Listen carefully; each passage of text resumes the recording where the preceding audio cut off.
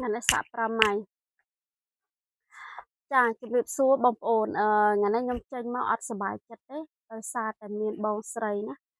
quạt bàn mơ video để nhom ơi thưa video thọt ở con bút nhằm tì khoai hay ơi tì khoai này cứ nhiều môi đom bọc nhom quạt chiêu tập lại nhom vừa tập khoai tiền năng đầm bay lụa chà hay quạt lụa rong lụa bạch nè chà tệ chuôn bọc quạt cứ tràn nè để hộp tia quạt nó cứ mình thắt chụp khoai đấy cứ ngàn kem phá lâu bọc quạt phong đài ហើយពេលដែលបងស្រីមកខមមិនបែបនេះ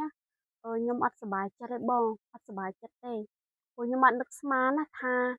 បើសិនជាវីដេអូហ្នឹងគឺខ្ញុំបង្ហាញពីការស្លស្លុកសម្លសម្លក់បងប្រហុកនិងសម្លរោគរ៉ាក់សម្លស្រែ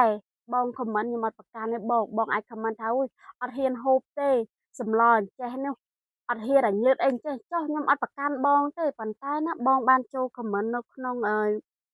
ផុសរបស់ខ្ញុំដែលខ្ញុំធ្វើវីដេអូហ្នឹងដើម្បីបង្ហាញពីទឹកប្រឡាក់របស់ខ្ញុំនេះបងប្អូននេះពីវីដេអូនេះបងប្អូននេះហើយចាំមើលខ្ញុំអាន comment ណាខ្ញុំអាន comment គាត់ឲ្យបងប្អូនស្ដាប់ណាគាត់ថាមិនហ៊ានទិញទេព្រោះឃើញស្នាដៃស្លចង់និយាយត្រង់អញ្ចឹង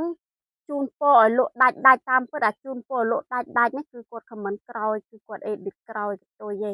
ចាហើយបន្ទាប់មកហើយខ្ញុំក៏តបមួយគាត់ណាចាខ្ញុំតបមួយគាត់វិញថាអរគុណបងដែល comment ត្រង់បង្ហាញឲ្យឃើញថាមនុស្សបងមើលមកអ្នកដតីត្រឹមសម្បកក្រៅត្រឹមឃើញរូបភាពខាងក្រៅហើយគាត់ក៏ comment បន្តទៀតថាបើក្នុងមើលមិនឃើញផងឃើញតាបង្ហាញរីករាយស្អីបងរីករាយហ្នឹង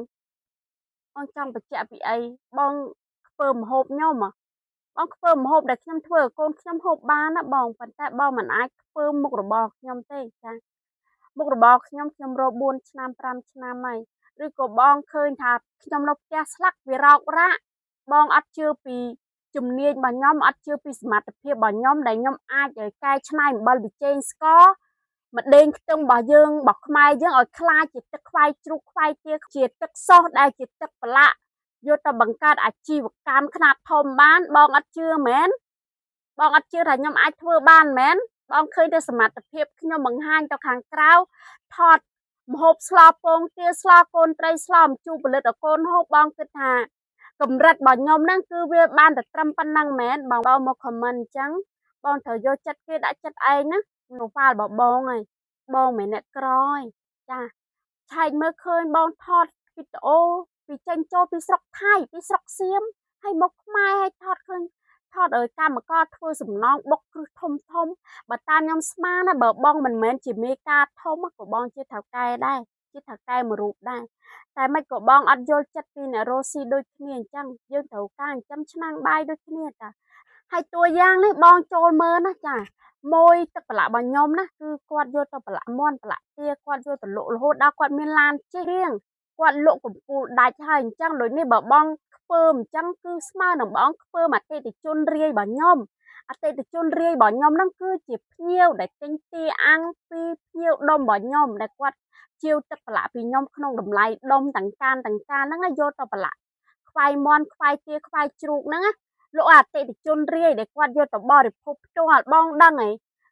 មាន់ទាមួយក្បាលគាត់ទិញទៅគឺគាត់ហូបលក្ខណៈគ្រួសារជុំឧទាហរណ៍មួយគ្រួសារគាត់មានគ្នា5នាក់ហើយចាស់ក្នុងមួយថ្ងៃ100ក្បាលទា200ក្បាលទាបងគុណមើលទៅមួយក្បាលទាគុណជា5ហើយជាមធ្យមគឺស្មើនឹងបងមើលងាយអ្នកបរិភោគផងរាប់ពាន់រាប់ម៉ឺនអ្នកណាបងណាចាព្រោះអីមិនលក់តែមួយថ្ងៃទេគឺលក់មួយជីវិតហើយខ្ញុំសុំបងណាថ្ងៃក្រោយបើសិនជាបងអើយมันពេញចិត្តបងអូសរំលងទៅបងមិនបាច់ចាំចូល comment បែបបង្អាប់បង្អន់បញ្ចើអញ្ចឹងទេណាពេលខ្លះវាពាក្យស្រាលទេបងនិយាយត្រង់ចេញពីចិត្តប៉ុន្តែវាប៉ះបេះដូងខ្ញុំអ្នកធ្វើនេះហើយចាស់បើអ្នកផ្សេងទៀតដែលមានគំនិត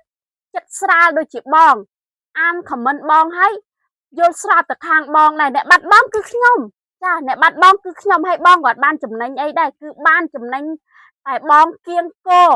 មនុស្សផ្សេងទៀតហ្នឹងឲ្យមានការគិតដូចបងហើយការគិតដូចបងគឺអវិជ្ជមានហើយអវិជ្ជមានទាំងបងអវិជ្ជមានមកដល់ផលប្រយោជន៍មុខរបររបស់ខ្ញុំណាចាហើយសម្រាប់ពុកម៉ែបងប្អូនណាចាខ្ញុំមានលក់បោះដុំលក់រាយហើយសម្រាប់តម្លៃបោះតម្លៃបោះដុំបងប្អូនតាក់ទងមកខ្ញុំណាព្រោះខ្ញុំចាំតែផលិតបោះដុំឲ្យបងប្អូនទេតែបើតម្លៃរាយបងប្អូនអាចតាក់ទងទៅខាងភ្នំពេញបានណាតែបងប្អូនឆាតមកខ្ញុំសិនមកខ្ញុំនឹងទម្លាក់link Telegram ដែលជាមួយបោះដុំរបស់ខ្ញុំនៅភ្នំពេញចាអរគុណ